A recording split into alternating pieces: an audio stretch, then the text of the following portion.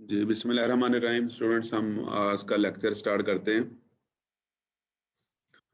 जैसे कि आप लोग जानते हैं कि मिड टर्म से पहले हम elements of X-ray diffraction B D Cullity की जो किताब है उसके पहला चैप्टर हमने स्टार्ट किया था। और जो पहला चैप्टर है ये एक्स रेज के बारे में है, जिसमें बताया गया कि एक्स रेज की नेचर क्या है, एक्स रेज की करेक्टरिस्टिक्स क्या हैं, कि यानी प्रॉपर्टीज़ क्या हैं, और कंटिन्यूस एक्सरेज क्या होती हैं, करेक्टरिस्टिक एक्सरेज क्या होती हैं। ये दोनों टाइप्स जो एक्सरेज की हैं इनको हम प्रोड्यूस कैसे करते हैं, और उसके बाद फिर डिफरेंट जो इनसे रिलेटेड चीज़ें हैं, जिस तरह एब्जॉर्प्शन है एक्सरेज की, ये क्या होती है। कुछ चीज़ें इस चैप्टर में हम पहले पढ़ चुके हैं, तो आज हम एक्सरेज की एब्जॉर्प्शन के बारे में पढ़ने जा रहे हैं। जैसे कि अभी आपको स्लाइड पे नज़र आ रहा होगा, टाइटल यहाँ पे लिखा हुआ है एब्जॉर्प्शन ऑफ एक्स रेज। तो बच्चों, जैसे कि आप लोग जान चुके हैं कि ये जो कोर्स है एक्सरे डिफ्रैक्शन का, इसका मकसद क्रिस्टल स्ट्रक्चर फाइंड करना है, क्रिस्टलाइन सॉलिड्स का। यानी हम मटेरियल का स्ट्रक्चर फाइंड करके उनको आइडेंटिफाई करेंगे, और इसके लिए हम एक्सरे डिफ्रैक्शन की जो तकनीक है, जो मेथड है, वो हम यूज़ करेंगे। और डेफिनेटली हम यहाँ पे डिफ्रैक्शन चाह रहे हैं। डिफ्रैक्शन के प्रिंसिपल्स के थ्रू हम मटेरियल को एनालाइज करेंगे। तो इसका मतलब ये है कि जब हम एक्स रेज को अपने मटेरियल के ऊपर फॉल करवाएंगे तो वहां पे डिफ्रैक्शन होनी चाहिए। और ये बात मैं आपको पहले भी बता चुका हूँ कि जब एक्स रेज या किसी भी टाइप की जो रेडिएशंस हैं वो मैटर के साथ इंटरेक्शन करती हैं, तो उसके नतीजे में बहुत सारी पॉसिबिलिटीज होती हैं। यानी डिफ्रैक्शन के साथ साथ वहां पे एक्स रेज रिफ्लेक्ट भी हो सकती हैं, ट्रांसमिट भी हो सकती हैं, स्कैटर भी हो सकती हैं, एब्जॉर्ब भी हो सकती हैं। यानी ये सारे जो काम हैं वो साइमल्टेनियसली वहां पे हो सकते हैं। अगर हम फर्ज करें एक्स रेज की डिफ्रैक्शन के बारे में स्टडी कर रहे हैं, तो इसका मतलब ये नहीं लेना चाहिए कि वहां पे सिर्फ डिफ्रैक्शन हो रही होगी। जो बाकी काम है वो भी वहां पे उसी वक्त हो रहे होते हैं। यानी कुछ पार्ट्स एक्स रेज का रिफ्लेक्ट हो जाएगा, वापस आ जाएगा मटेरियल से स्ट्राइक करके, कुछ पार्ट एक्स रेज का ट्रांसमिट कर जाएगा, कुछ पार्ट उसका स्कैटर कर जाएगा, और कुछ पार्ट डिफ्रैक्शन में हिस्सा लेगा। तो अब बच्चों, चूंकि हमारा मकसद यहाँ पे डिफ्रैक्शन करवाना है, हम चाहते हैं कि एक्स रेज मटेरियल के साथ स्ट्राइक करें, इंटरेक्ट करें, और उसके नतीजे में डिफ्रैक्शन हो, और हमें डिफ्रैक्शन पैटर्न मिले, और वहां से हम मटेरियल के स्ट्रक्चर का अंदाजा लगाएं। तो बच्चों, अगर वहां पे एक्स रेज डिफ्रैक्शन की बजाय दूसरे काम ज्यादा मिकदार में करना शुरू कर दें, यानी वहां पे जो एक्स रेज हैं वो एब्जॉर्ब होना शुरू हो जाए, सारा के मुताबिक पूरा नहीं हुआ, उसके बाद भी करता थोड़ा समय किया, थोड़ा सा वहां जाके थोड़ा बहुत किया, तो अभी भी रह गया था, कल कहा था शाम। बच्चों अपने माइक बंद रखें प्लीज, माइक अपने म्यूट पे रखें। जब आपने कोई बात करनी होगी फिर अपना माइक ऑन कीजिएगा। तो मैं बात कर रहा था कि यहाँ पे एब्जॉर्प्शन का फिनोमेना हमारे लिए अनवांटेड है। हम नहीं चाहते कि हमारी एक्स रेज मटेरियल के साथ स्ट्राइक करें और वो वहाँ पे एब्जॉर्ब होना शुरू हो जाए। हम चाहते हैं कि मटेरियल के साथ स्ट्राइक करने के बाद वहाँ पे डिफ्रैक्शन हो। लेकिन जैसे मैंने कहा कि वहाँ पे सारे काम साइमल्टेनियसली हो सकते हैं, तो एब्जॉर्प्शन भी एक्स रेज की हो सकती है। अब हमने एब्जॉर्प्शन को अवॉइड करना है, इसको एलिमिनेट करना है। तो इसको एलिमिनेट करने के लिए, इसको अवॉइड करने के लिए, अगर हमें पता होगा कि एब्जॉर्प्शन होती क्यों है, कैसे होती है, तो फिर ही हम इस पे काबू पा सकेंगे। इसलिए हमारे लिए ये पढ़ना ज़रूरी है कि एक्स रेज की एब्जॉर्प्शन कैसी हो रही है, क्यों हो रही है, इसका हमें फ़ायदा क्या है और इसका नुकसान क्या है। इसलिए ये टॉपिक हमारे लिए पढ़ना बहुत ज़रूरी है। अभी आपको यहाँ पे जो डायग्राम नज़र आ रही है, इसको पहले समझने की कोशिश करते हैं कि यहाँ पे ये आपको सोर्स नज़र आ रहा है। ये है, फर्स्ट करें, सोर्स ऑफ एक्स रेज। अभी इधर आपको ये कर्सर मूव करता नज़र आ रहा है ना स्क्रीन के ऊपर? Yes sir. Okay yes sir, आ रहा है। ओके, ये हमारे पास सोर्स है एक्स रेज का। तो यहाँ से एक्स रे जब खारिज होंगी तो हमें पता है कि ये डिफरेंट डायरेक्शंस में स्कैटर करेंगी या डिफरेंट डायरेक्शंस में ट्रेवल करेंगी। इनके रास्ते में हमने यहाँ पे एक स्लिट यूज की हुई है। स्लिट का मतलब है ये पैरेलल प्लेट्स होती हैं जिनके दरमियान में स्पेसिंग होती है, पर्टिकुलर विड्थ होती है। और अब क्या हो रहा है कि सिर्फ वो एक्सरे जो इस विड्थ से, इस स्पेसिंग से पास करेंगी, वो आगे जाएंगी। जो रेस्ट ऑफ एक्सरेज है ना, वो इस स्लिट से ब्लॉक हो जाएंगी, वो रुक जाएंगी। तो ये स्लिट्स नॉर्मली यूज की जाती हैं पैरेलल बीम ऑफ लाइट हासिल करने के लिए या पैरेलल बीम ऑफ रेज हासिल करने के लिए। और यहाँ पे चूंकि हमारा वास्ता पड़ा है एक्सरेज के साथ, तो यूं समझें कि हमने parallel rays of X rays हासिल करने के लिए यहाँ पे स्लिट्स को यूज किया है। तो इस स्लिट में से पास करने के बाद जो पैरेलल एक्स रेज हैं वो स्ट्राइक करेंगी हमारे मटेरियल के ऊपर। अब ये जो आपको स्ट्रिप यहाँ पे नजर आ रही है, ये हमारा मटेरियल है, ये हमारा सैंपल है जिसको हम एनालाइज करने जा रहे हैं। तो जब इस मटेरियल के ऊपर एक्सरे स्ट्राइक करेंगे तो अब यहाँ पे फिनोमेना हो रहा है रेडिएशन मैटर इंटरेक्शन का, यानी जो रेडिएशन हैं, जो एक्सरेज हैं, वो मैटर के साथ स्ट्राइक कर रही हैं। और इस स्ट्राइकिंग के नतीजे में यहाँ पे आपको जो दो चीजें नजर आ रही हैं ना, वो ये हैं कि कुछ एक्सरेज यहाँ पे सीधी पास कर रही हैं, यानी वो इस मटेरियल से स्ट्राइक करने के बाद सीधी गुजर गई हैं, यहाँ से ट्रांसमिट हो गई हैं। जबकि बहुत सारा जो पोर्शन है एक्सरेज का वो यहाँ पे स्कैटर हो गया, यानी ये आपको जो एरोज नजर आ रहे हैं, ये वाला एरो, ये एरो, ये वाला एरो, इसी तरह ये नीचे भी आपको एरोज नजर आ रहे हैं। तो जो एक्सरेज हैं वो मटेरियल के एटम्स और मॉलिक्यूल्स के साथ स्ट्राइक करके डिफरेंट डायरेक्शंस में स्कैटर कर गई हैं। ये स्कैटरिंग बिल्कुल उसी तरह होती है जिस तरह हम पढ़ते हैं जो विजिबल लाइट है जो सूरज से आ रही होती है, उस लाइट की स्कैटरिंग होती है उन पार्टिकल्स के साथ जो एयर में मौजूद हैं, जो डस्ट पार्टिकल्स हैं एयर के अंदर, तो उनके साथ जो विजिबल लाइट रेज हैं वो स्ट्राइक करके डिफरेंट डायरेक्शंस में स्कैटर होती हैं। इसी तरह यहाँ पर भी जो एक्स रेज हैं ये इस मटेरियल के एटम्स और मॉलिक्यूल्स के साथ स्ट्राइक करके जो डिफरेंट डायरेक्शंस में स्कैटर हो रही हैं। जबकि कुछ एक्सरे यहाँ पे पास कर जाएंगी, तो जो एक्सरेज यहाँ से पास कर जाएंगी वो आगे एक और स्लिट आ गई है, तो वहां से पास करने के बाद ये आएंगी डिटेक्टर के पास। डिटेक्टर ज़ाहिर है एक ऐसा सिस्टम है, एक ऐसा अपरेटस है जो कि एक्सरेज को रीड करेगा, यानी इसको डिटेक्ट करेगा, डिटेक्ट करके बताएगा कि यहाँ पे एक्सरेज आ रही हैं कि नहीं आ रही, या अगर आ रही हैं तो कितनी मिकदार में आ रही हैं, यानी एक्सरेज की इंटेंसिटी क्या है। दूसरे लफ्जों में यूं समझें कि जो सोर्स से एक्सरेज निकलती हैं उनमें से कितनी मिकदार जो है ना वो डिटेक्टर ने रीड की है।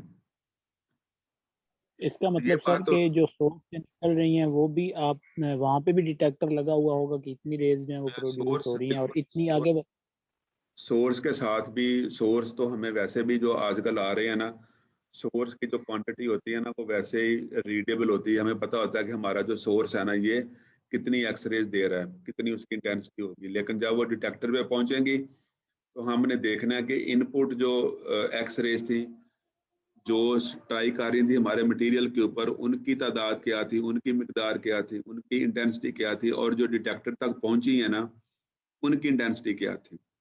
अब ये बात तो कन्फर्म है ना कि जो एक्सरे यहाँ से पास करके यहाँ पे आ रही हैं उनकी मिकदार कम होगी as compare to the incident X-rays. इसकी वजह क्या है?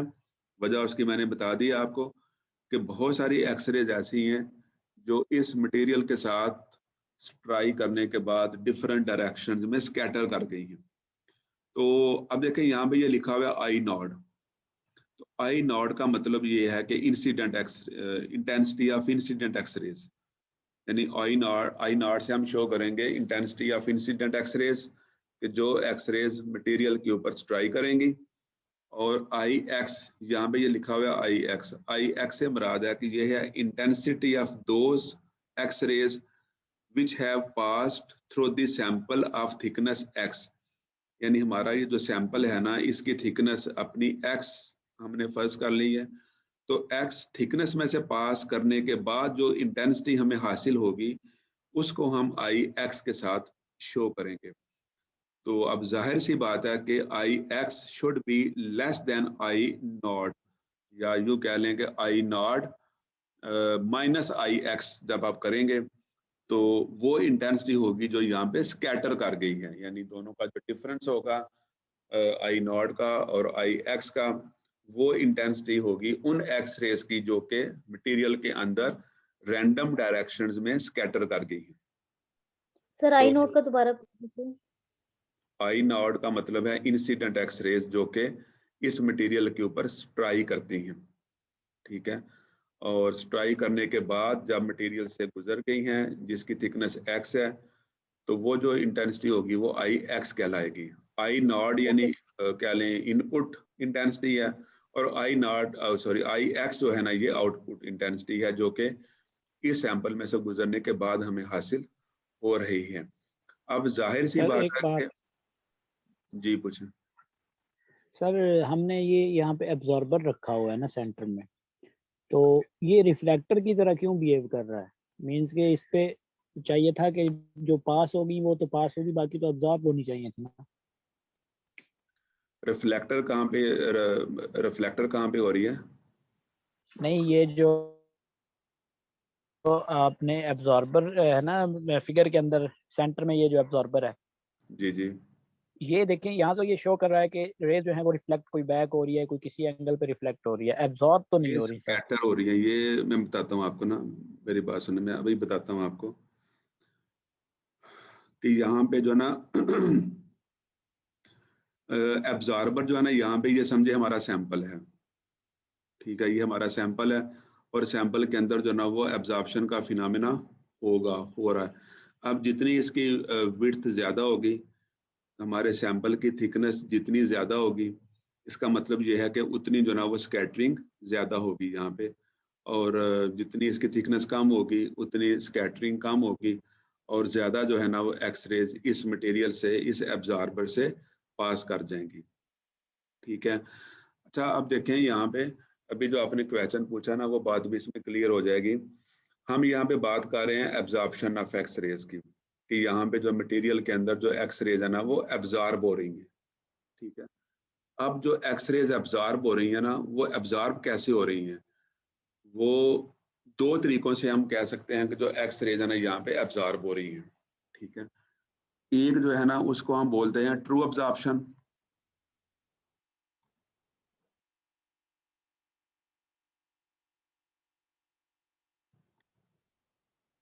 True absorption of X rays, और दूसरी है यहाँ पे, उसको हम बोलते हैं एब्जॉर्प्शन थ्रू स्कैटरिंग।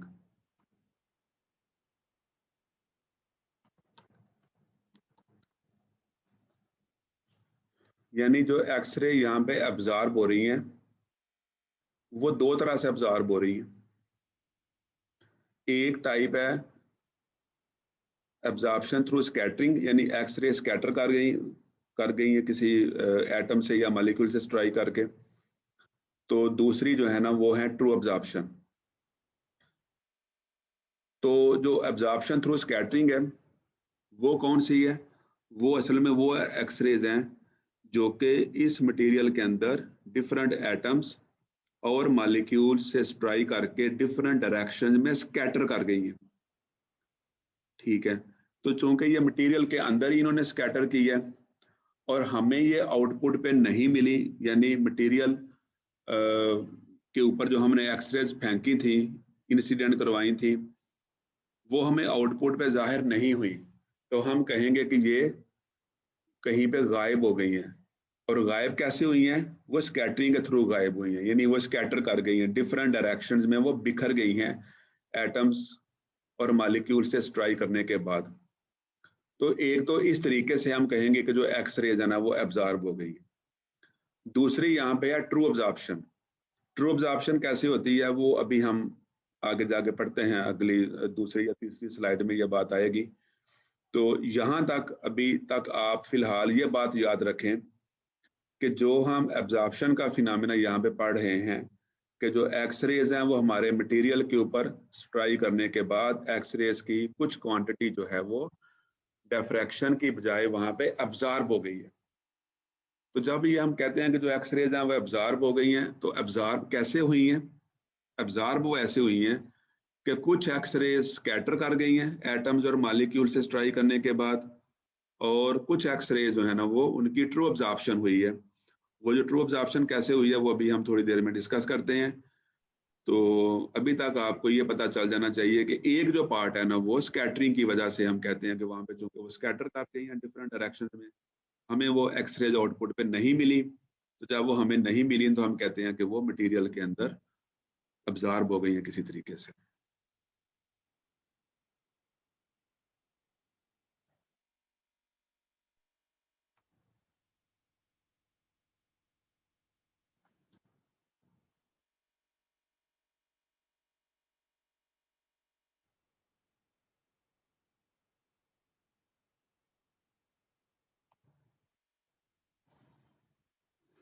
जी बच्चों, अब हम थोड़ा सा ना एब्जॉर्प्शन के फिनोमेना को, इसकी थोड़ी सी डिटेल को डिस्कस करते हैं कि इसको पहले थोड़ा साफ कर लूं।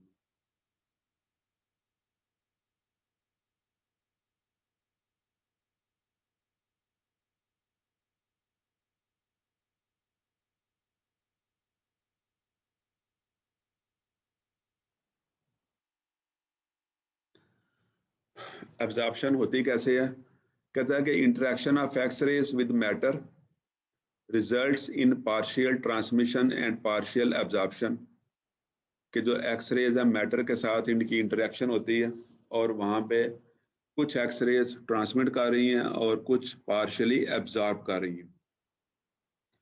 और ये जो बातें हैं ये हम एफएससी बीएससी में पहले पढ़ चुके हैं, फोटोइलेक्ट्रिक इफेक्ट के केस में और कॉम्पटन इफेक्ट के केस में।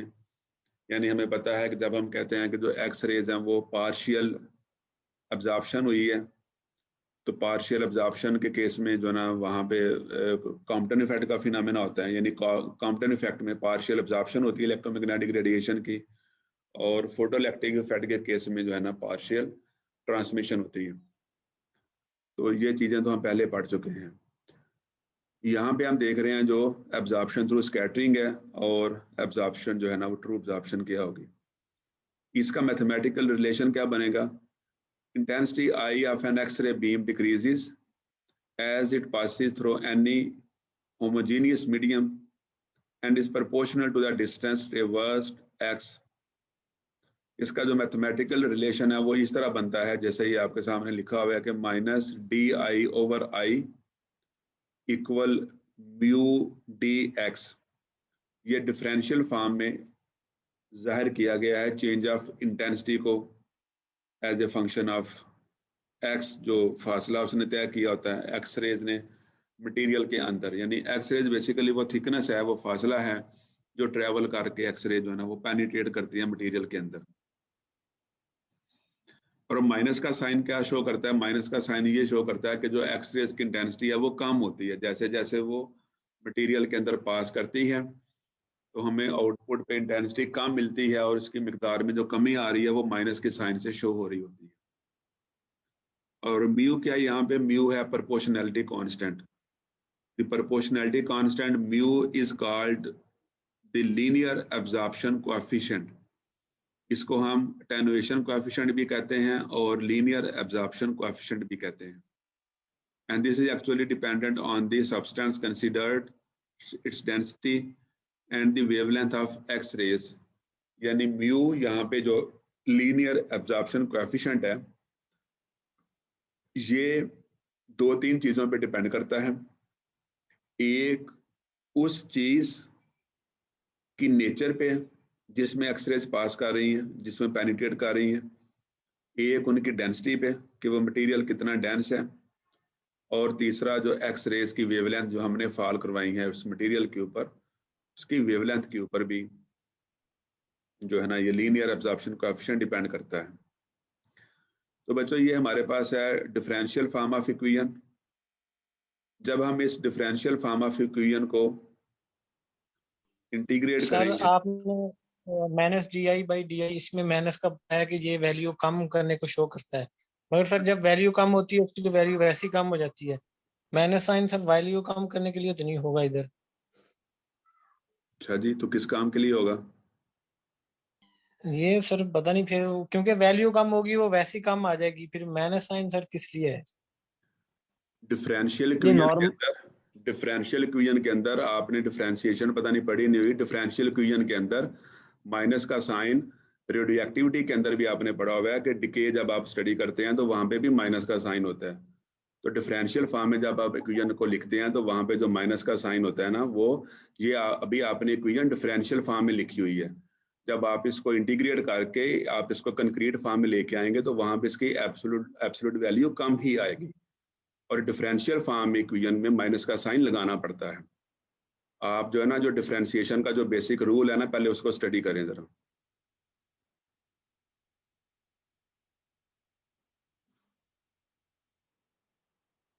तो मैं बात कर रहा था कि जब हम इसको डिफरेंशिएट करेंगे डी आई ओवर आई को, यानी डी आई यहाँ पे चेंज इन इंटेंसिटी और आई यहाँ पे है जो इंसिडेंट इंटेंसिटी होती है या जो एक्चुअल इंटेंसिटी होती है। तो जब हम इसको डिफरेंशिएट करते हैं तो ये हमारे पास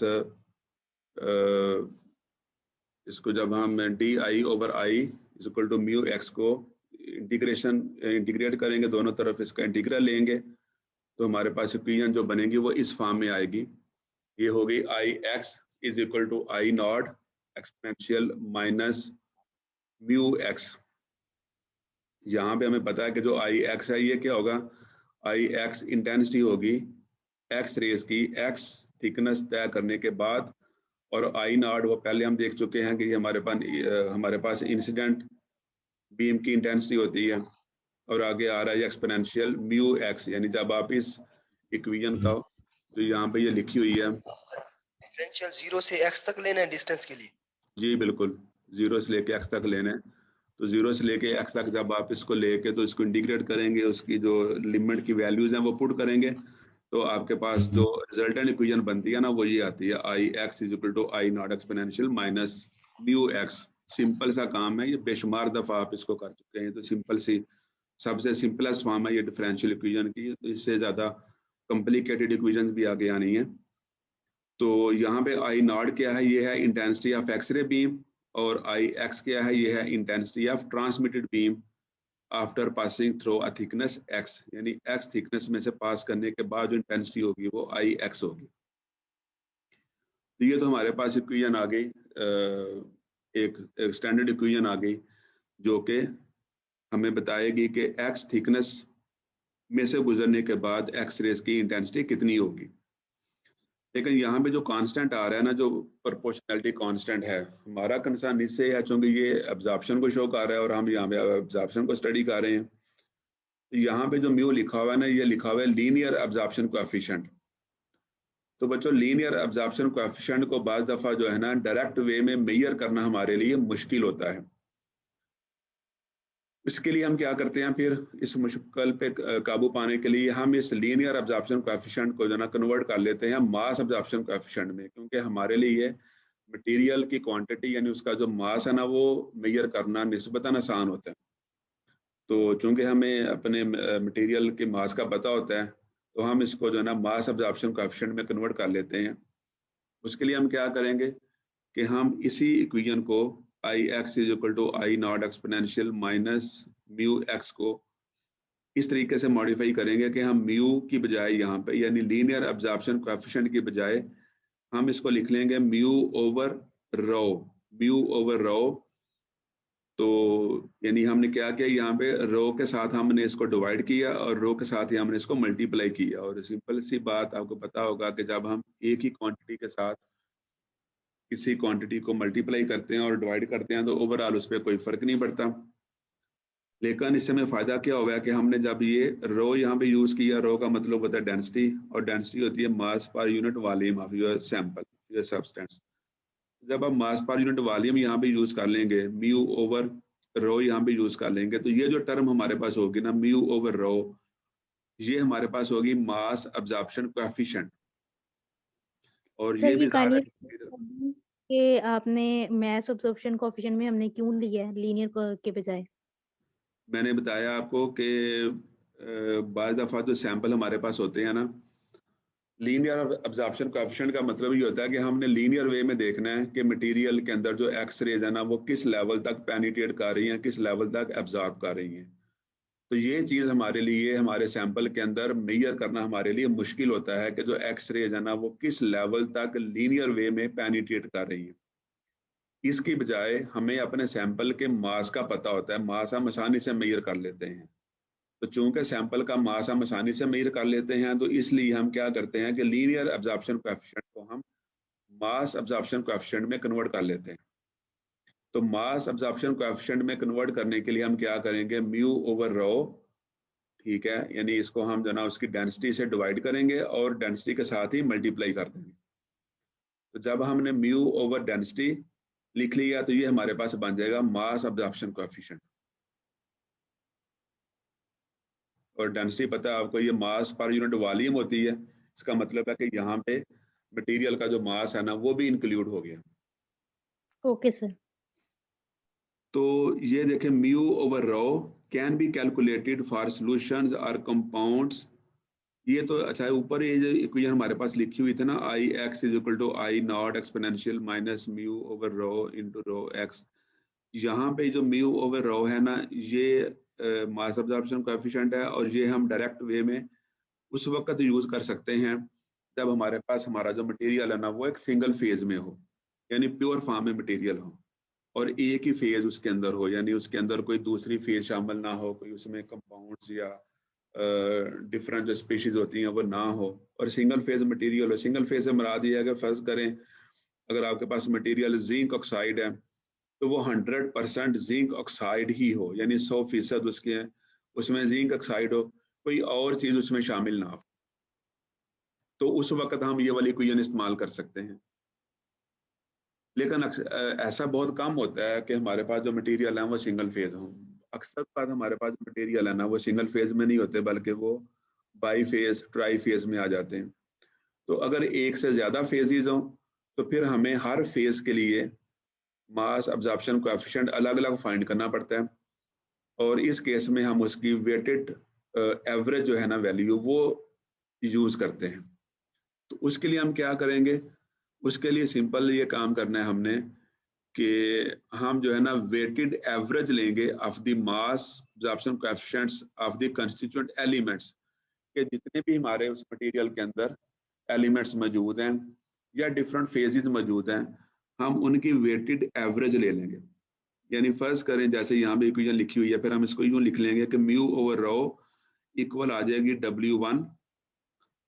W1 म्यू ओवर रो 1 प्लस W2 म्यू ओवर रो 2। यहाँ पे जो ना शायद नहीं लिखा हुआ 1 और 2 इनके साथ, लेकिन आप इसको समझें, आपकी जो बुक है ना वहाँ पे ये लिखा होगा, ये वाली इक्वेशन ऐसे लिखी होगी W1 इंटू म्यू ओवर रो 1, यानी यहाँ पे 1 आएगा इसके साथ, प्लस W2 रो ओवर म्यू ओवर रो 2, यहाँ पे साथ इसके 2 लिखा होगा। इसी तरह आगे भी चलते जाएंगे, जितने भी कंपोनेंट्स होंगे, अगर 4 कंपोनेंट्स हैं तो आप इस इक्वेशन को 4 तक एक्सटेंड कर सकते हैं। यहाँ पे फॉर द टाइम बीइंग आप समझने के लिए देख लेंगे, अगर 2 कंपोनेंट्स हम फर्ज करें, हमारे सैंपल के अंदर 2 फेजेस हैं, एक फेज अगर 60% है और दूसरी फेज जो ना वो 40% है, तो समझे यहाँ पे जो ना वो 60% आ जाएगा, यहाँ पे 40% आ जाएगा, यानी 60 ओवर 100 आप यहाँ लिख लें और 40 ओवर 100 यहाँ लिख लें, और म्यू ओवर रो 1, यानी यहाँ पे आप जो ना मास अब्जॉर्प्शन कोएफिशिएंट लिख लेंगे पहली फेज का, और यहाँ पे म्यू ओवर रो 2, यानी आप जो ना मास अब्जॉर्प्शन कोएफिशिएंट लिख लेंगे दूसरी फेज का। तो इस तरीके से हम जो है वो एवरेज जो है ना वेटेड एवरेज ले सकते हैं और मास एब्जॉर्प्शन कोएफिशिएंट की वैल्यू जो है ना वो हम नोट कर सकते हैं और उसको हम यूज कर सकते हैं।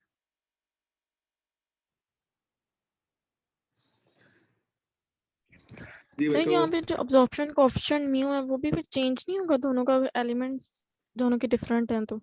बिल्कुल चेंज होगा तो इसलिए वहां पे तो इसी देखो ना इक्वेशन के अंदर जब हमने ये बात लिखी है ना, मैंने क्या बताया आपको, ये म्यू ओवर रो यहाँ पे 1 आएगा, तो जब यहाँ पे 1 आएगा तो उसका क्या मतलब है कि यहाँ पे म्यू 1 होगा, यहाँ पे रो 1 होगा। दूसरे मटेरियल के लिए यहाँ पे रो 2 होगा, म्यू 2 होगा, यहाँ पे रो 2 होगा। तो आप जो ना या इन दोनों के साथ यहाँ पे 2 2 लगा लें या यहाँ पे 2 लिख लें, बात तो एक ही है। जी सर ठीक है। तो जाहिर है कि जितने भी मटेरियल होंगे, जितनी भी फेजेस होंगे, हर फेज के लिए लीनियर एब्जॉर्प्शन कोएफिशिएंट डिफरेंट होगा। हर फेज के लिए रो की वैल्यू डिफरेंट होगी। हर मटेरियल की डेंसिटी सेम तो नहीं होती ना, जब उनकी डेंसिटी डिफरेंट होगी तो डेफिनेटली उनके लिए जो म्यू की वैल्यू है ना, जो लीनियर एब्जॉर्प्शन कोएफिशिएंट की वैल्यू है वो भी डिफरेंट होगी।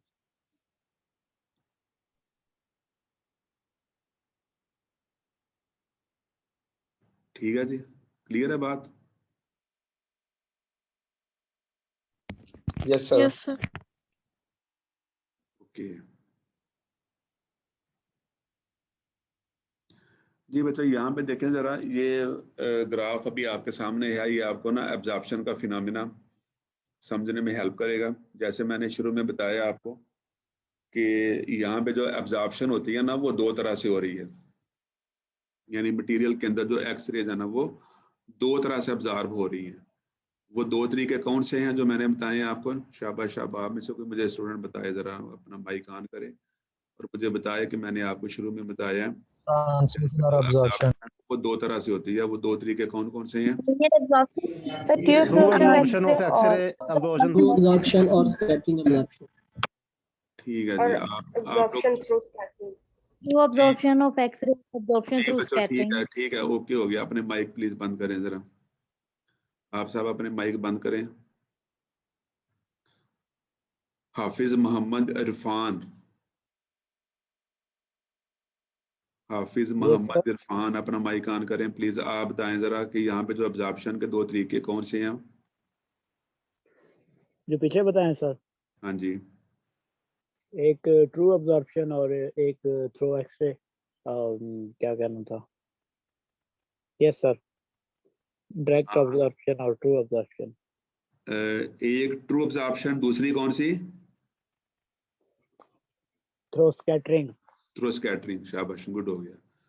तो 2 तरीके अब्जॉर्प्शन के मैंने बताए आपको। 2 तरीके से यहाँ पे एक्सरेज अब्जॉर्ब हो रही हैं। एक है अब्जॉर्प्शन थ्रू स्कैटरिंग और दूसरी होगी अब्जॉर्प्शन ट्रू अब्जॉर्प्शन। अब बच्चों इस चीज को हम जो ना अंडरस्टैंड करेंगे कि ये जो दोनों तरीके हैं ना अब्जॉर्प्शन के, वो कैसे अपना जो ना रोल प्ले करते हैं। इनके रोल को समझने के लिए आपको ये जो ग्राफ है ना, जो प्लॉट अभी आपको शक्ल में नजर आ रहा है ना, इसको समझना पड़ेगा अच्छे तरीके से। तो ये जो ग्राफ किसको मैं एक्सप्लेन करता हूँ, आप इसको अच्छे तरीके से समझने की कोशिश करें, क्योंकि ग्राफ को रीड करना आप सबको आना चाहिए। असल चीज यही होती है कि अगर आप किसी चीज को ग्राफिकली रिप्रेजेंट करते हैं और उसको आप अच्छे तरीके से एक्सप्लेन कर देते हैं, आप उसको शो कर लेते हैं, इसका मतलब है कि आपको सारी चीजों की अंडरस्टैंडिंग है। तो अगर आप ग्राफ को अच्छे तरीके से रीड नहीं कर पाते तो फिर इसका मतलब यह है कि चीज़ों की ना सही सेंस में आपको अंडरस्टैंडिंग नहीं है। तो इस ग्राफ के 2 हिस्से हैं। पहले हम जो ना ऊपर वाले हिस्से को देखते हैं कि ये ऊपर वाला हिस्सा हमें क्या बता रहा है, यानी ये जो कर्व आपको यहाँ पे नजर आ रही है ना, ये हमें क्या बता रही है। तो इस कर्व को रीड करने के लिए हम पहले देखेंगे कि इसके जो 2 एक्सिस है ना, वहाँ पे क्या लिखा हुआ है। कि इसका ये जो एक्सिस है, यहाँ पे लिखा हुआ है एनर्जी पर क्वांटम अर्ग में, और ये एनर्जी दे रहा है हमें पर क्वांटम, यानी ये क्वांटा की एनर्जी अर्ग्स की यूनिट्स में दे रहा है हमें, क्योंकि हमें पता है कि अर्ग जो ना एनर्जी का यूनिट है। और इसकी वैल्यूज लिखी हुई है 0, 1, 2, 3, 4, 10⁻⁸, यानी ये 10⁻⁸ जो ना इन सब से मल्टीप्लाई हो रहा है। तो इसका जो वर्टिकल एक्सिस है वो एनर्जी पर क्वांटम है, और जो इसका हॉरिजॉन्टल एक्सिस है ना, जो एक्स एक्सिस है ना, वहाँ पे है वेवलेंथ ऑफ एक्स रेज। ये लैम्डा इसकी यूनिट एक्सरेज की उसकी वेवलेंथ है, वेवलेंथ की यूनिट जो है ना वो एंगस्ट्रॉम है। तो ये इसकी वैल्यूज लिखी हुई है 0.5, 1, 1.52, 2.5, यानी ये लिखी हुई है एक्सरेज की wavelength in terms of angstrom. यानी ये ग्राफ है हमारे पास वेवलेंथ वर्सेस एनर्जी पर क्वांटम। और बच्चों ये सिंपल बात आप लोग जानते हैं, कई दफा पहले डिस्कस हो चुकी है कि एनर्जी और वेवलेंथ में जो रिलेशन होता है ना वो डायरेक्ट होता है या इनवर्स होता है?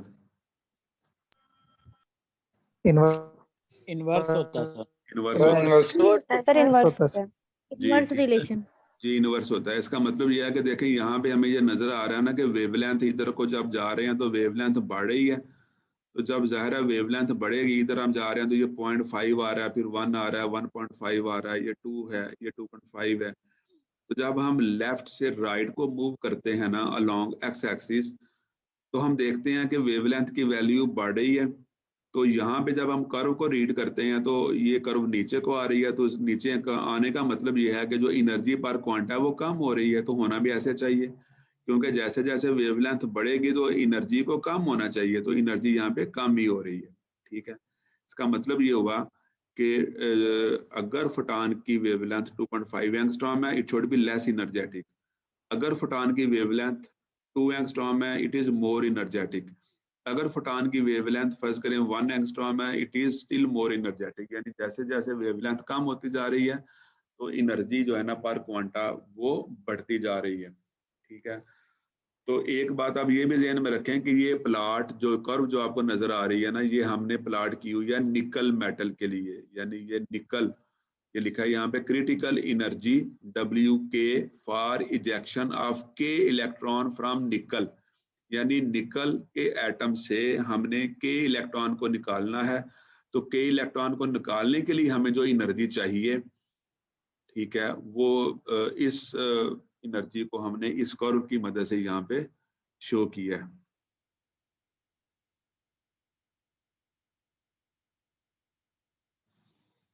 ठीक है बच्चों, बात क्लियर हो गई? ये कर्व की समझ आ गई ना सबको? Yes sir. ठीक है, गुड। अब बच्चों हम नीचे वाले पार्ट को देखते हैं कि ये जो ग्राफ का नीचे वाला पार्ट है ना, ये क्या शो कर रहे हैं। ठीक है, अच्छा यहाँ पे देखें ना कि यहाँ पे हमारे पास जो हॉरिजॉन्टल एक्सिस है ना, जो एक्स एक्सिस है, वहां पे तो वही हज़ारा वेवलेंथ है, एंगस्ट्रॉम में लिखी हुई है। एक्सरेज की वेवलेंथ 0.5, 1, 1.5, 2, 2.5 एंगस्ट्रॉम वेवलेंथ है। और इसका जो वर्टिकल एक्सिस है ना, वहां पे लिखा हुआ है म्यू ओवर रो। म्यू ओवर रो हम पहले देख चुके हैं कि म्यू ओवर रो क्या चीज है। म्यू ओवर रो, जी शाबाश, कोई बच्चा बोले आप में से, म्यू ओवर रो क्या चीज है? मास अब्जॉर्प्शन कोएफिशिएंट है। जी शाबाश, गुड हो गया, मास अब्जॉर्प्शन कोएफिशिएंट है। तो ये मास अब्जॉर्प्शन कोएफिशिएंट यहाँ पे दिया गया है और इसकी ये यूनिट्स लिखी हैं। मास अब्जॉर्प्शन कोएफिशिएंट की यूनिट है सेंटीमीटर स्क्वायर पर ग्राम, और ये इनकी वैल्यूज लिखी हुई हैं 100, 200, 300, 400। यानी ये मास अब्जॉर्प्शन कोएफिशिएंट यहाँ पे शो किया गया है अलोंग वर्टिकल एक्सिस। अच्छा, हम इसको ना ग्राफ को यहाँ से रीड करना शुरू करते हैं। इस पॉइंट के ऊपर जहाँ पे अभी ये आपको ना कर्सर नजर आ रहा है, तो इस पॉइंट के ऊपर जो वेवलेंथ है ना, अगर आपने इस पॉइंट को रीड करना चाह रहा है तो आप देखेंगे एक्सिस पे वैल्यूज कौन सी हैं। तो इस पॉइंट के ऊपर वेवलेंथ की वैल्यू क्या है? 2.5 एंगस्ट्रॉम है। ठीक है, और इस पॉइंट के ऊपर मास अब्जॉर्प्शन कोएफिशिएंट की वैल्यू जो ना ये तकरीबन 180 के करीब है। चूंकि देखो ना ये 200 का पॉइंट है, ये नीचे 100 का है, तो ये वाला जो पॉइंट है ना अलोंग वर्टिकल एक्सिस, अगर हम इसको रीड करेंगे तो ये 180 के करीब बनेगा।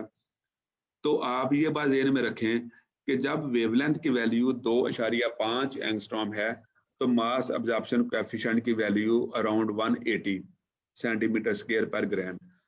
जैसे जैसे हम इधर को आते हैं, हम इधर आते हैं, फर्ज करें हम इस पॉइंट पे आ गए हैं, तो जब हम यहाँ पे आएंगे तो इस पॉइंट के ऊपर वेवलेंथ की वैल्यू क्या बनेगी? शाबाश, शाह में से कोई बच्चा मुझे बताएगा। अभी जहाँ पे कर्सर है तो इस पॉइंट के ऊपर वेवलेंथ की वैल्यू क्या होगी? 2.25 गुड, शाबाश, बस ठीक है, अच्छा हो गया। 2.25 आपने बता दिया, तो ये 2.25 वेवलेंथ की वैल्यू है। तो ये तकरीबन इसके सेंटर में है। जब आप इसको वर्टिकल एक्सिस में देखेंगे तो तकरीबन सेंटर में है। तो यहाँ पे जो ना मास अब्जॉर्प्शन कोएफिशिएंट की वैल्यू 150 होगी। तो इसका मतलब है कि जब वेवलेंथ की वैल्यू कम हुई है तो साथ मास अब्जॉर्प्शन कोएफिशिएंट की वैल्यू भी कम हो गई है। और वैसे भी ग्राफ चूंकि ये नीचे को आ रहा है तो हम इस ग्राफ को रीड करके भी यही गेस कर रहे हैं, यही नजर में आ रहा है कि जैसे जैसे वेवलेंथ की वैल्यू कम हो रही है तो मास अब्जॉर्प्शन कोएफिशिएंट की वैल्यू भी कम हो रही है। यानी वेवलेंथ कम होने के साथ साथ जो एक्सरेज की अब्जॉर्प्शन है वो कम हो रही है। ठीक है बच्चों, अब मुझे आप में से कोई बच्चा, कोई लायक सा बच्चा अपना माइक ऑन करे और मुझे बताए कि अभी जो मैंने बात बताई है कि वेवलेंथ कम होने के साथ साथ अब्जॉर्प्शन कम हो रही है, यानी मास अब्जॉर्प्शन कोएफिशिएंट की वैल्यू कम हो रही है। तो ये कमी क्यों हो रही है? यानी जब वेवलेंथ कम होती है, वेवलेंथ कम होने के साथ साथ मास अब्जॉर्प्शन कोएफिशिएंट की वैल्यू कम हो रही है, तो ये कमी की वजह क्या है? जी अदनान सादिक बताएगा। जी अदनान सदीक। वेवलेंथ कम होने से एनर्जी ज्यादा हो रही है, तो एनर्जी ज्यादा हो रही है तो वो पास ज्यादा होती है। तो अदनान आपकी आवाज बहुत कम है, समझ नहीं आ रही। वेवलेंथ कम होने से एनर्जी ज्यादा हो जाती है। शाबाश, जब एनर्जी ज्यादा हो जाती है तो अब्जॉर्प्शन कम होती है, वो ज्यादा पास आउट हो जाती है। गुड, ठीक है। कोई और बच्चा अपना माइक ऑन करे, शाबाश। और वो बताया दोबारा इसी बात को। सर जैसे जैसे वेवलेंथ जो है वो इंक्रीज होगी, सॉरी डिक्रीज होगी, तो आपकी जो एनर्जी है वो ज्यादा हो जाएगी, तो फिर वो एब्जॉर्प्शन नहीं होगी ज्यादा, वो पावरफुल हो जाएगी ना। ठीक है, गुड, सही हो गया। अच्छा जी, एक बच्चा और भी है यहाँ पे, और किसने हाथ खड़ा किया?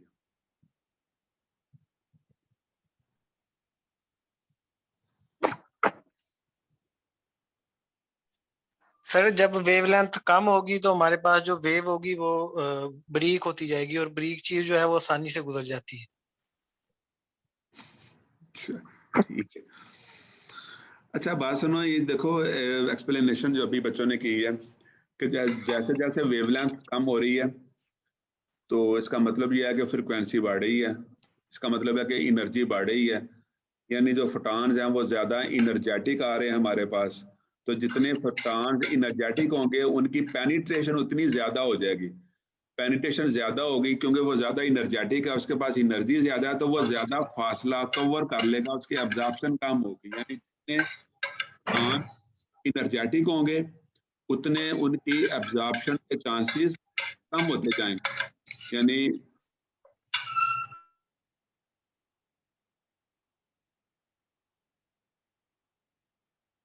जितने फोटॉन इनर्जेटिक होंगे, जितने फोटॉन इनर्जेटिक होंगे उतना उनकी एब्जॉर्प्शन के चांसेस कम होते जाएंगे। तो यही यहाँ पे हो रहा है कि जब हम यहाँ से यहाँ तक आ रहे हैं, यानी हम हाई वैल्यू ऑफ वेवलेंथ से मूव कर रहे हैं towards low value of wavelength, तो हम देखते हैं कि मटेरियल जो फोटॉन्स है उनकी वेवलेंथ कम हो रही है, फ्रिक्वेंसी ज्यादा हो रही है, वो मोर इनर्जेटिक हो रहे हैं। तो उसका मतलब ये है कि उनकी एब्जॉर्प्शन कम हो रही है। ठीक है, क्योंकि उनकी एनर्जी ज्यादा है और वो ज्यादा फासले तक पास कर जाएंगे। सर अगर हमारा मटेरियल की थिकनेस ज्यादा हो तो वो फिर भी पास आउट नहीं कर सकेंगे?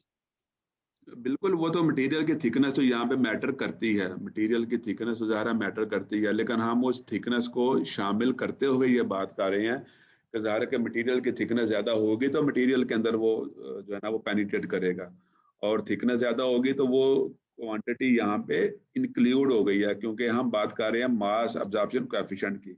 जितनी थिकनेस ज़्यादा होगी उतना उसका मास भी ज़्यादा हो जाएगा, वो फैक्टर यहाँ पे ऑलरेडी इंक्लूडेड है।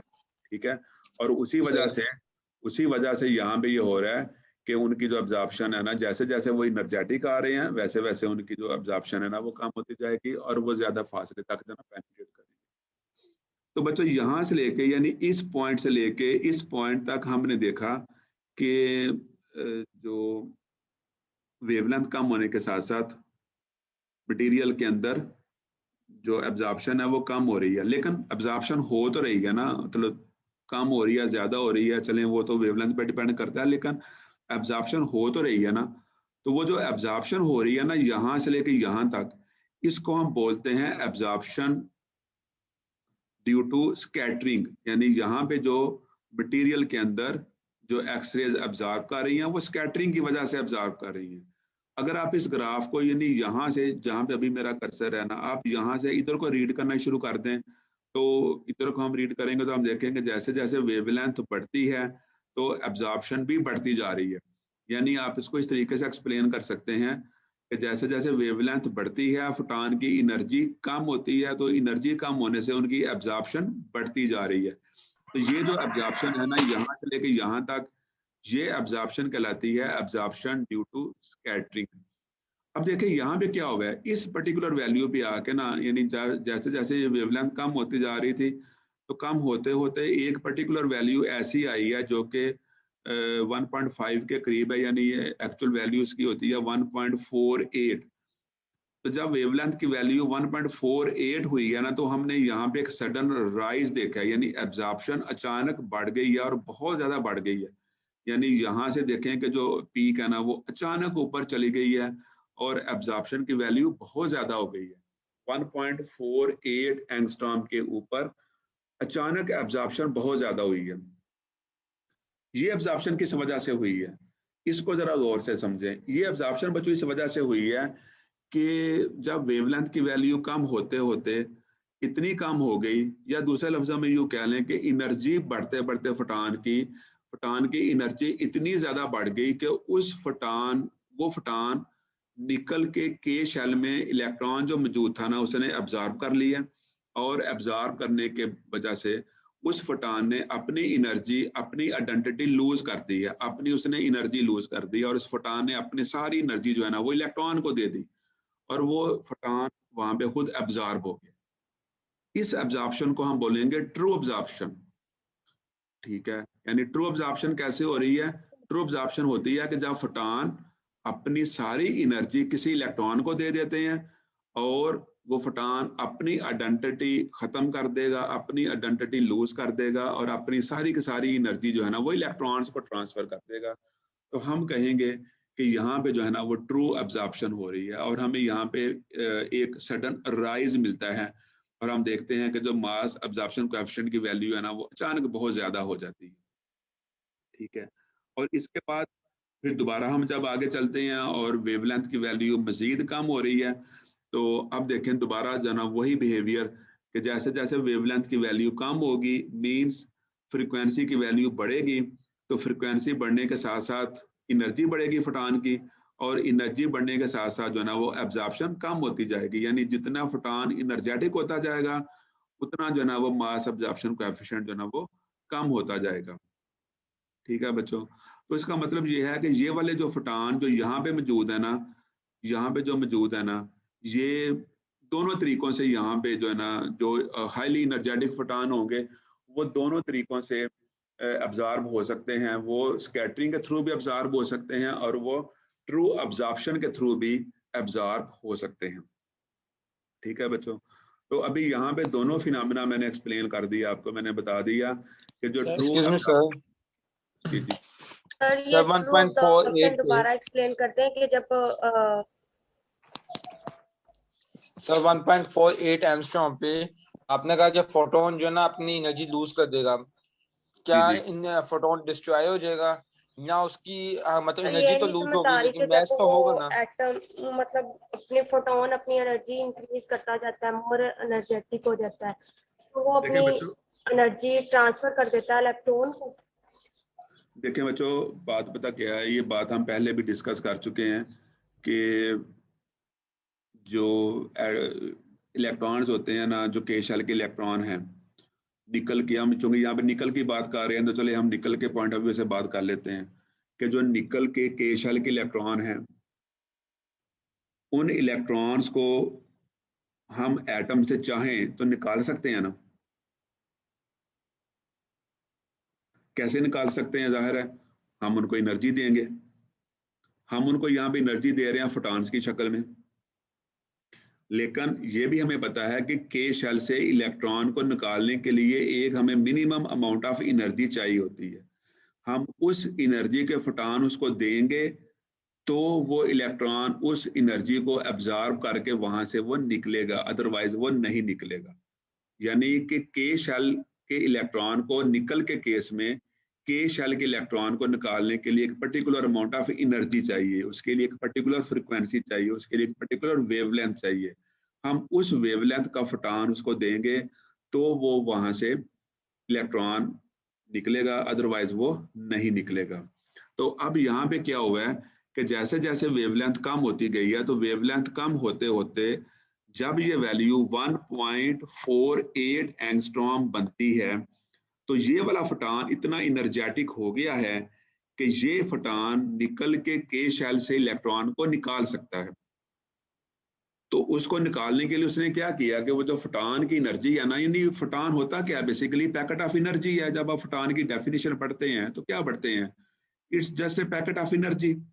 फोटॉन जो है बंडल ऑफ एनर्जी है ये। तो ये जो बंडल ऑफ एनर्जी है, जो पैकेट ऑफ एनर्जी है ना, ये निकल के शेल के इलेक्ट्रॉन ने अब्जॉर्ब किया और अब्जॉर्ब करके वो फोटॉन अपनी आइडेंटिटी उसकी खत्म हो गई, उसने अपनी आइडेंटिटी लूज कर दी और वो सारी की सारी एनर्जी इलेक्ट्रॉन को ट्रांसफर हो गई और इलेक्ट्रॉन जो है उस एनर्जी को लेके वहां से निकल गया। ठीक है, तो हम कहेंगे, चूंकि हम बात कर रहे हैं फोटॉन्स की, एक्सरे फोटॉन्स की, तो हम कहेंगे कि चूंकि उस फोटॉन ने अपनी सारी एनर्जी इलेक्ट्रॉन को दे दी और खुद वो एब्जॉर्ब हो गया, यानी खुद उसने अपनी आइडेंटिटी वहां पे लूज कर दी है। तो ये जो अब्जॉर्प्शन होगी ये हम कहेंगे ट्रू अब्जॉर्प्शन है। ठीक है, और यहाँ पे चूंकि हम बात कर रहे हैं निकल की, तो ये जो कह लें कि वैल्यू है ना वेवलेंथ की 1.48 एंगस्ट्रॉम इन केस ऑफ निकल, ये कहलाता है के एब्जॉर्प्शन एच फॉर निकल, यानी निकल के शेल से इलेक्ट्रॉन को निकालने के लिए उस फोटॉन की वेवलेंथ 1.48 होनी चाहिए। अगर वेवलेंथ इससे ज्यादा होगी तो वो फोटॉन इतना एनर्जेटिक नहीं होगा कि वो निकल के शेल से इलेक्ट्रॉन को निकाल सके। यानी निकल के शेल से इलेक्ट्रॉन को निकालने के लिए फोटॉन की वेवलेंथ 1.48 एंगस्ट्रॉम या इससे कम होनी चाहिए। ठीक है, इससे कम होगी ज़ाहिर है तो वो भी फोटॉन एनर्जेटिक होगा, वो भी इस काबिल होगा कि वो वहां से इलेक्ट्रॉन को निकाल सके। लेकिन अगर वेवलेंथ इससे ज्यादा होगी तो वो फोटॉन इस काबिल नहीं होगा कि वो निकल के शेल से इलेक्ट्रॉन को निकाल सके। सर हम बार बार इस चीज की बात कर रहे हैं कि खास फ्रीक्वेंसी चाहिए एक खास इलेक्ट्रॉन, एक शेल में से खास इलेक्ट्रॉन को निकालने के लिए। सर इसका क्या मतलब, फ्रीक्वेंसी करती क्या है कि असल में जो वही लगती है फ्रीक्वेंसी, इससे ऊपर करेंगे तब भी नहीं लगेगी, नीचे करेंगे तब भी उस शेल का इलेक्ट्रॉन नहीं निकाल पाएगी? नहीं, देखें जो है ना गलत बात बयान कर रहे हैं, मैंने ऐसा नहीं कहा। मैंने ऐसा कहा है कि फोटॉन की फ्रीक्वेंसी इतनी या इससे ज्यादा होगी तो वो निकाल सकेगा, इससे कम होगी तो वो नहीं निकाल सकेगा, क्योंकि एनर्जी और फ्रीक्वेंसी का जो तल्लुक है ना वो है डायरेक्टली प्रोपोर्शनल। ठीक है, फ्रीक्वेंसी ज्यादा होने का मतलब होता है कि एनर्जी भी ज्यादा होगी। जब हम सर किसी चीज को निकालने के लिए उसका टकराना जरूरी होता है, ये सर इधर फ्रीक्वेंसी जरूरी है। हाँ जी, ये सर इस तरह मतलब कि क्यों है ये फिनोमेना? देखें बोहर का मॉडल आपने पढ़ा हुआ है ना, बोहर की थ्योरी क्या कहती है। बोहर का मॉडल ने ना इस बुनियादी बात को एक्सप्लेन किया हुआ है कि एक पर्टिकुलर ऑर्बिट में रिवॉल्व करने के लिए इलेक्ट्रॉन को एक पर्टिकुलर अमाउंट ऑफ एनर्जी चाहिए होती है। ठीक है, जब इलेक्ट्रॉन अपना ऑर्बिट चेंज करेंगे तो उनकी एनर्जी भी चेंज हो जाएगी। ठीक है, एक पर्टिकुलर ऑर्बिट में मूव करने के लिए पर्टिकुलर अमाउंट ऑफ एनर्जी चाहिए। जब वो अपना ऑर्बिट चेंज करेगा तो उसकी एनर्जी जो है ना वो चेंज हो जाएगी। इसलिए जब तक वो एक शेल में रहेंगे वो सेम एनर्जी के साथ वहां पे रिवॉल्व करते रहते हैं। जब अपना शेल चेंज करेंगे यानी अपने न्यूक्लियस से फासला चेंज करेंगे, उनकी एनर्जी भी चेंज हो जाएगी। अगर हमने वहां से उसको निकालना है तो जाहिर है कि हमें उसको पर्टिकुलर अमाउंट ऑफ एनर्जी देनी पड़ेगी, तो हम उसको वहां से निकाल सकेंगे, अदरवाइज वो नहीं निकलेगा। तो जब हम फोटॉन एनर्जी की बात करते हैं तो फोटॉन एनर्जी जो है ना ये एक मिनिमम अमाउंट ऑफ एनर्जी है, जिसको आप जो ना क्रिटिकल कह लें कि उसकी वैल्यू कहते हैं।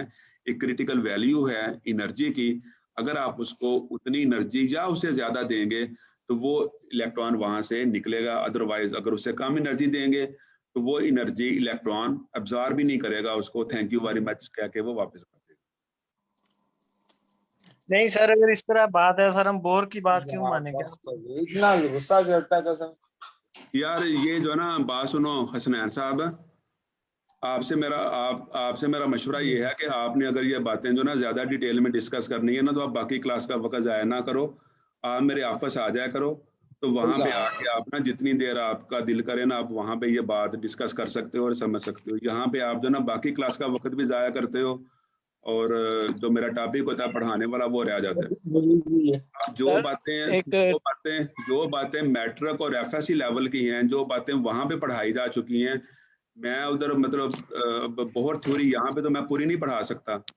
श्रोडिंगर वेव इक्वेशन मैं यहाँ पे तो पूरी नहीं पढ़ा सकता, मैंने तो अपना टॉपिक पढ़ाना है यहाँ पे। यही बात है सर। इसका मतलब ये हुआ कि हमें करैक्टरिस्टिक एक्सरेज के लिए हमेशा ट्रू एब्जॉर्प्शन की जरूरत होगी। बिल्कुल ऐसा ही है, हमें जो ना हमने यहाँ पे करैक्टरिस्टिक एक्सरेज करनी है, यूज करना है, तो उसके लिए ज़ाहिर है कि जो ट्रू एब्जॉर्प्शन होगी वहाँ पे तो जो ना करैक्टरिस्टिक एक्सरेज ज्यादा होती है। सही बताइए, लल्ला करके पढ़ देंगे। So suppose Sajid, please carry on. जी बच्चों, अच्छा तो इसका रिलेशन जो है जी, इसका जो रिलेशन है ना सर, आप अभी बताया कि 1 पॉइंट समथिंग जो जहाँ पे दोनों अब्जॉर्प्शन हो सकती है, ट्रू अब्जॉर्प्शन भी, स्कैटरिंग के थ्रू भी अब्जॉर्प्शन हो सकती है। वेवलेंथ की वहाँ पे वैल्यू आई थिंक 1.3 या जो भी होगी। तो सर जब ट्रू अब्जॉर्प्शन आपने कहा कि दोनों हो सकती हैं, अगर ट्रू अब्जॉर्प्शन होगी तो उसकी एनर्जी में भी इसी तरह ग्राफ सडन राइज करेगा। बिल्कुल, यानी मैं ये बात कर रहा था, जो अभी पॉइंट आपके ध्यान में आ रहा है ना, मैं ये बात कर रहा था कि फर्ज करें यहाँ पे जो ना जो फोटॉन की वेवलेंथ है ना वो 1 एंगस्ट्रॉम है, ठीक है। तो जो फोटॉन की वेवलेंथ 1 एंगस्ट्रॉम है ना, वो अब ज़ाहिर है कि इतना एनर्जेटिक फोटॉन है कि वो एब्जॉर्प्शन के थ्रू भी यानी वहाँ पे जो ट्रू एब्जॉर्प्शन है वो भी करवा सकता है, क्योंकि वो फोटॉन इतना एनर्जेटिक है कि वो इलेक्ट्रॉन को वहाँ पे नॉकआउट करवा सकता है, और वो वहाँ पे स्कैटरिंग के थ्रू भी उसकी एनर्जी जो ना वो लूज हो सकती है। यानी यहाँ पे जो कह लें कि अगर फर्ज करें ये वाला फोटॉन जो टू एंगस्ट्रॉम का होगा, ठीक है, जो 2 एंगस्ट्रॉम का फोटॉन होगा ना, वो यहाँ पे सिर्फ स्कैटरिंग के थ्रू ही एब्जॉर्प्शन करवा सकेगा, जबकि जो फोटॉन 1 एंगस्ट्रॉम का होगा इसके लिए दोनों पॉसिबिलिटीज हैं। यानी जो 1 एंगस्ट्रॉम वाला फोटॉन है वो इतना एनर्जेटिक है कि ये ट्रू एब्जॉर्प्शन भी हो सकती है यहाँ पे और एब्जॉर्प्शन थ्रू स्कैटरिंग भी हो सकती है। यानी यहाँ पर जो कंट्रीब्यूशन होगी ना एब्जॉर्प्शन की, वो दोनों तरीकों से कंट्रीब्यूशन अपनी शो कर रही है, ट्रू एब्जॉर्प्शन के थ्रू भी और स्कैटरिंग के थ्रू। 1.5 से पीछे सर दोनों चांसेस होंगे। बिल्कुल 1.48 से निकल के केस में दोनों चांसेस, क्योंकि वो फोटॉन एनर्जेटिक। उसके अलावा जितनी भी वैल्यूज पीछे आते जाएंगे उसमें दोनों चांसेस हो सकते हैं। बिल्कुल। तो बच्चों यहाँ पे देखें कि ये जो हमारे पास इसका रिलेशन बना है ना म्यू ओवर रो का, ये इसकी वैल्यू जो ना ये मास एब्जॉर्प्शन कोएफिशिएंट की, ये मैथमेटिकली जब आप बात करें तो ये इक्वल होती है k λ3 Z3 की इक्वल होती है, जहाँ पे जो k है ना ये एक कांस्टेंट है और Z जो है ये एटॉमिक नंबर है एब्जॉर्बर का, यानी जो भी हम मटेरियल यूज कर रहे हैं उसका एटॉमिक नंबर है। तो अब देखो ना इस रिलेशन से भी आपको ये जाहिर हो गया कि ये हमारे पास टर्म है म्यू ओवर रो, यानी ये मास एब्जॉर्प्शन कोएफिशिएंट है। तो ये इसका लीनियर रिलेशन है लैम्डा के साथ।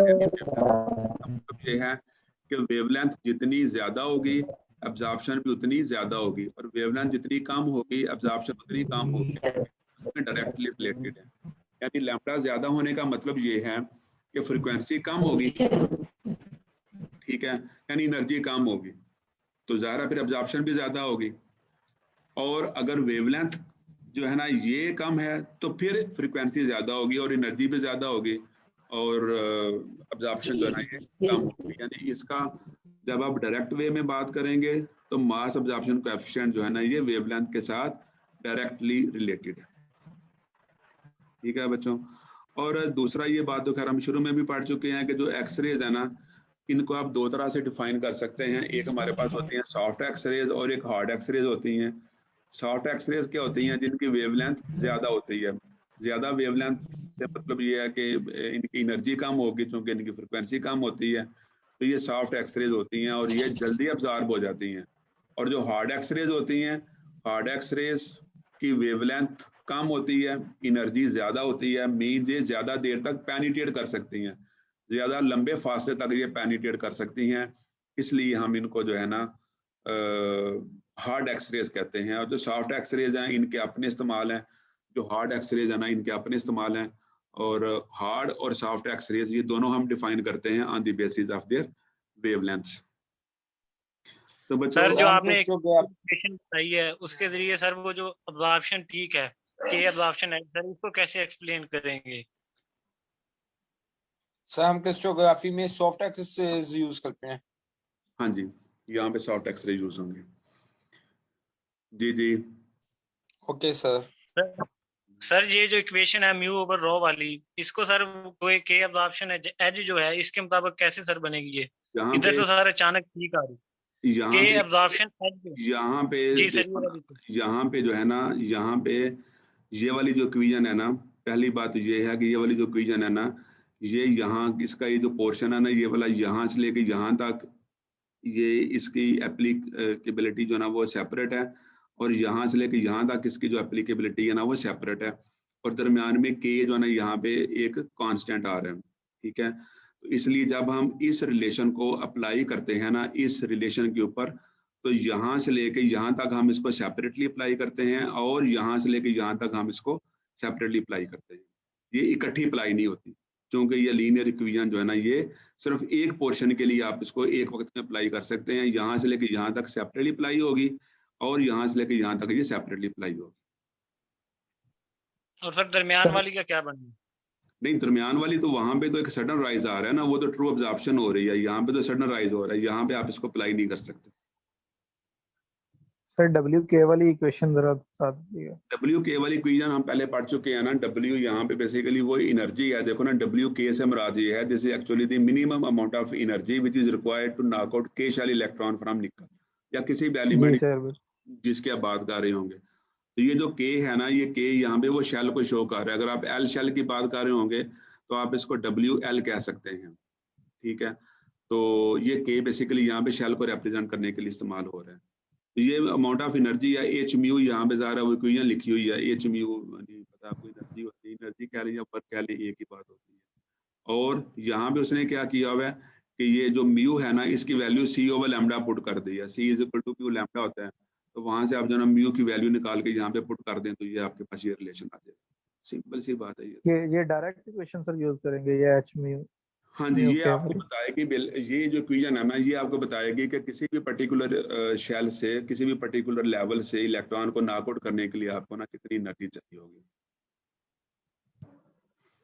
सर ये हम इसको वर्क फंक्शन भी कह सकते हैं। जी बिल्कुल, वर्क फंक्शन भी कह सकते हैं आप इसको। और ये जो टॉपिक है ना, जो बुक है ना ये वाली जो हम फॉलो कर रहे हैं, वहाँ पे ये जो इसका आर्टिकल है ना वो बड़े अच्छे अंदाज में लिखा हुआ है। अगर आप इसको थारोली पढ़ेंगे ना, इस टॉपिक को आप बुक से पढ़ेंगे, शुरू से लेके एंड तक पढ़ेंगे, तो वहाँ पे सारी चीज़ें आपको क्लियर हो जाएंगी। अगर आप इसको मतलब एक दफ़ा सारे टॉपिक को बुक से पढ़ें, और फिर वहाँ पे अगर आपको कोई पॉइंट समझ ना आए तो वो आप मुझे ईमेल करके पूछ सकते हैं या ऑफिस में आके पूछ सकते हैं। वो हम अगले लेक्चर से पहले उसको ना दोबारा डिस्कस कर लेंगे। लेकिन एक दफ़ा आप सब ने इस टॉपिक को बुक से पढ़ना ज़रूर है, क्योंकि जब आप इसको पढ़ेंगे वहाँ से तो फिर आपको इसकी सारी चीज़ें जो ना समझ आ जाएंगी। और अगर किसी भी जगह पे कन्फ्यूजन हो तो फिर मैं उसका जवाब जो ना वो आपको इंशाल्लाह दूंगा। यहाँ पे मैं आपसे ये सवाल जो ना उसकी तवक्को कर रहा था कि कोई स्टूडेंट आप में से ये सवाल करेगा कि यहाँ पे तो हमने बात की है ये के एब्जॉर्प्शन एज की, यानी यहाँ पे हम ये बात कर रहे हैं कि जो फोटॉन है ना वो के शेल में, यानी निकल का जो के शेल है ना वहाँ पे एब्जॉर्ब हो रहा है। तो ये सिर्फ के शेल में ही क्यों एब्जॉर्ब हो रहा है? इसका जो बाकी शेल है, मतलब ज़ाहिर है के शेल थोड़ी होता है खाली निकल के अंदर, वहाँ पे एल शेल भी होता है, वहाँ पे एम शेल भी हो सकते हैं। तो वो जो के एल एम यानी जो दूसरे शेल्स हैं वहाँ पे क्यों नहीं एब्जॉर्ब होता जो फोटॉन है? सर क्योंकि हमने जो एनर्जी दी है वो के शेल के एलिमेंट है उसके बराबर है। अगर हम इससे ज्यादा एनर्जी देंगे तो वो फिर एल या एम तक जाएगा। कम एनर्जी देंगे, उससे कम एनर्जी देंगे तो वो एल शेल में भी एब्जॉर्ब हो सकता है और एम शेल में भी ना, क्योंकि जो के शेल से निकालने के लिए एनर्जी सबसे ज्यादा चाहिए होती है, वो स्ट्रांगली बाउंड होती है। जी सर, ठीक है, तो इसमें इसका मतलब ये है कि अगर हमारे पास ये के एब्जॉर्प्शन एज आ रहा है ना, तो जो इसी किस्म का ग्राफ है ना वो हम एल एब्जॉर्प्शन एज के लिए भी निकाल सकते हैं, वो एम एब्जॉर्प्शन एज के लिए भी निकाल सकते हैं। वो बुक के ऊपर जो ना ये प्लाट बना हुआ है, अभी देखें ये आपको नजर आ रहा है, ये वाला एक और प्लाट आपको नजर आ रहा है। ये प्लाट बेसिकली ड्रा किया गया गालबन लेड के लिए, यानी जो पिछली वाली स्लाइड में हमने देखा है ना वो निकल के लिए था, और ये वाला जो प्लाट है ना यहाँ पे हमने मास एब्जॉर्प्शन कोएफिशिएंट को प्लाट किया हुआ है as a function of wavelength, ठीक है, फॉर लेड। और लेड के केस में देखें कि जो के एब्जॉर्प्शन एज है वो यहाँ पे आ रहा है, ये देखें यहाँ पे ये छोटा सा आपको जो ना वो के एब्जॉर्प्शन एज नजर आ रहे हैं। और जब आप इधर आ रहे हैं तो यहाँ पे देखें आपको ये जो ना डिफरेंट एजेस नजर आ रहे हैं, इसको हम बोलते हैं एल एब्जॉर्प्शन एजेस, और ये L1 L2 L3 लिखा हुआ है। और L1 L2 L3 इसलिए लिखा हुआ है कि ये बात भी हम पहले डिस्कस कर चुके हैं कि एल शेल जो होता है वो इसको हम फर्दर आगे जो ना वो सब लेवल्स में डिवाइड कर सकते हैं, वो एक अकेला एल नहीं होता, उसमें L1 L2 L3 मौजूद होते हैं, लिहाजा हम उनको L1 यानी L1 लेवल, L2 लेवल और L3 लेवल में डिवाइड कर सकते हैं। और हर लेवल से इलेक्ट्रॉन को निकालने के लिए हमें जी ये वही SPDF है L1 L2 L3। हाँ जी, उसमें भी हमने देखा था ना कि जो एल शेल है उसमें टोटल हमारे पास जो इलेक्ट्रॉन होते हैं ना वो 8 होते हैं, तो वो जो 8 के 8 इलेक्ट्रॉन है वो एक लेवल में नहीं होते ना, वो फर्दर आगे जो है ना डिवाइड होते हैं। और मतलब जब आप लेवल को सब लेवल में डिवाइड करते हो तो वो S और P बनते हैं, फिर आप जो ना P को डिवाइड करते हो और P1 P2 P3 बनते हैं, यानी PX PY PZ भी आप उनको कहते हैं, ठीक है। और हर एक लेवल में जो ना दो इलेक्ट्रॉन होते हैं, ठीक है। सर जी मैंने के शेल अब्जॉर्प्शन की बात करनी थी कि आपने कहा कि जो के शेल की जो शेल में अब्जॉर्प्शन होती है 2 इलेक्ट्रॉन होती हैं, उससे पहले एल आता है, एम शेल आता है, उसमें ज़्यादा इलेक्ट्रॉन होती हैं। तो जो हम के शेल जितनी फ्रीक्वेंसी देंगे फोटोन को, तो पहले एल शेल और एम शेल के इलेक्ट्रॉन से टकरा के उनकी एनर्जी कम नहीं हो जाएगी? तो फिर वो नंबर ऑफ चांसेस कम। देखें सारी जो प्रोबेबिलिटीज है ना वो साइमल्टेनियसली होती हैं, यानी जब हमारे पास फोटॉन जाके किसी एटम के साथ स्ट्राइक करते हैं ना, तो अब ये पॉसिबिलिटी है कि वो एल शेल में अब्जॉर्ब हो जाए। अगर वो एल शेल में अब्जॉर्ब नहीं होते, उनकी एनर्जी ज्यादा और वो के शेल तक पहुंच गए हैं, तो फिर जाके वो के शेल में अब्जॉर्ब होंगे, ठीक है। तो ये सारे काम जो ना वो साइमल्टेनियसली हो रहे होते हैं, यानी जब हम ये के शेल में इलेक्ट्रॉन के जब हम के शेल में फोटॉन के अब्जॉर्ब होने की बात कर रहे होते हैं, तो बच्चों इसका मतलब ये नहीं होता कि सारे के सारे जो फोटॉन हैं वो जाके के शेल में ही अब्जॉर्ब हुए हैं, ठीक है। कुछ फोटॉन्स के शेल तक पहुंच जाएंगे, वो के शेल में अब्जॉर्ब होंगे। कुछ फोटॉन ऐसे होंगे जो हो सकता है वो एल शेल में अब्जॉर्ब हो जाएं, कुछ हो सकता है वो एम शेल में अब्जॉर्ब हो जाएं। तो ये सारे काम वहां पे बेयक वक्त हो सकते हैं। अब ये हमारे अपने, जैसे मैं पहले भी कई दफा ये बात कह चुका हूँ कि अब ये हमारे अपने सेटअप पे डिपेंड करता है, हमारे एक्सपेरिमेंट के डिजाइन पे डिपेंड करता है कि हम कहाँ पे अब्जॉर्प्शन ज्यादा करवाना चाहते हैं।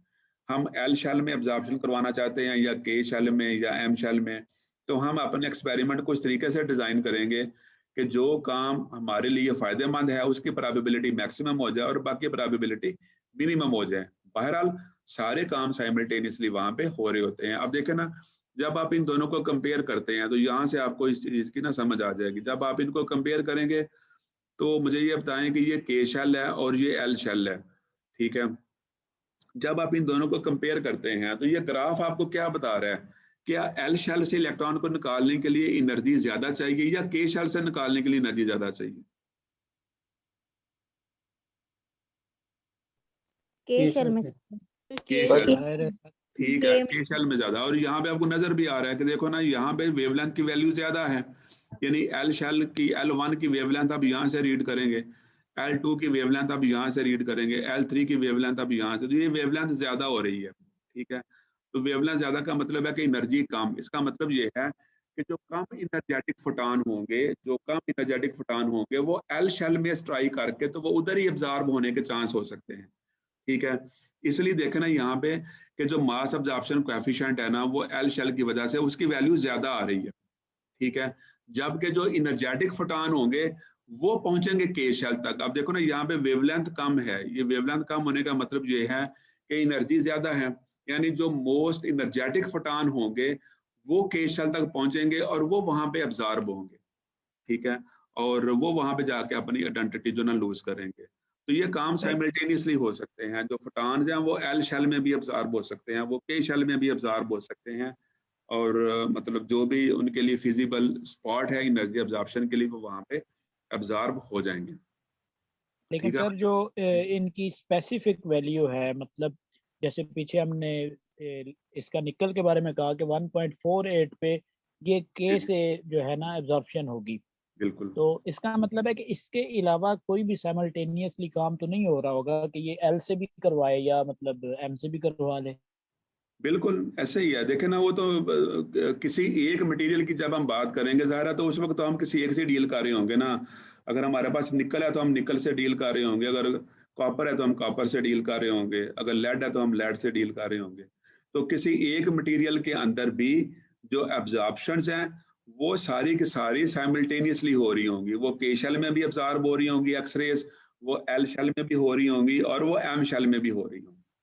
सिर्फ हम ये पर्टिकुलर वैल्यू पे वो पर्टिकुलर से ही देगा। हाँ जी, ऐसे ही है। वो तो ये होता है ना कि देखो ना, जब हमने यहाँ पे रीड किया ना तो हमने जस्ट के एब्जॉर्प्शन एज को रीड किया just for the sake of understanding, यानी चीज़ों को समझने के लिए हमने यहाँ पे जो ना इस ग्राफ के अंदर जो ना सिर्फ के एब्जॉर्प्शन एज को शो किया हुआ है। जबकि आप अगर इस ग्राफ को यहाँ पे एक्सटेंड करें, ये वैल्यूज वेवलेंथ की आगे भी शो करें, ये 2.5 है, यहाँ पे 3 लिखें, 3.5 लिखें, 4 लिखें, 4.5 लिखें, तो यहाँ पे आगे जाके जब आप इस ग्राफ को आगे एक्सटेंड करेंगे तो यहाँ जाके जो ना इसका एल एब्जॉर्प्शन एच भी आएगा। इसी तरह जब आप इस ग्राफ को फर्दर एक्सटेंड करेंगे तो आगे जाके इसका जो है ना वो एम एब्जॉर्प्शन एच भी आएगा। तो आप चाहें तो साइमल्टेनियसली जो के एब्जॉर्प्शन एच और एल एब्जॉर्प्शन एच और एम एब्जॉर्प्शन एच जो है ना वो आप इकट्ठे भी प्लॉट कर सकते हैं, क्योंकि सारी पॉसिबिलिटीज वहां पे मौजूद होती हैं। तो जी यहाँ पर जो के एस कॉन्स्टेंट, इसकी वैल्यू क्या है? ये बोल्ट्जमान कांस्टेंट है या दूसरा अलग ही इसका स्पेसिफिक है? किसकी बात कर रहे हो आप? तो जी ये जो नीचे क्वेश्चन में के है mu over rho is equal to K lambda cube Z cube, क्या के जो है ये बोल्ट्जमान कांस्टेंट है या ये? बोल्ट्जमान कांस्टेंट नहीं है, ये सिंपल यहाँ पे कांस्टेंट ऑफ प्रोपोर्शनैलिटी है। ठीक है, थैंक यू सर। अच्छा बच्चों, ये लेक्चर मैं यहाँ पे एंड करता हूँ, तो इसको हम जो है ना कंटिन्यू करते हैं इंशाल्लाह ताला जो ना 6:30 बजे नमाज वगैरह पढ़ लें। सर मेरा एक क्वेश्चन है सर। 6:30 बजे दोबारा जो ना ये क्लास कंटिन्यू करते हैं इंशाल्लाह। सर एक क्वेश्चन है, पूछ लूं अभी सर? हाँ जी पूछें। सर क्वांटा की जो है वो साइज कितना होता है, शक्ल क्या होती है उसकी? एक पैकेट हम उसे नाम देते हैं उसे।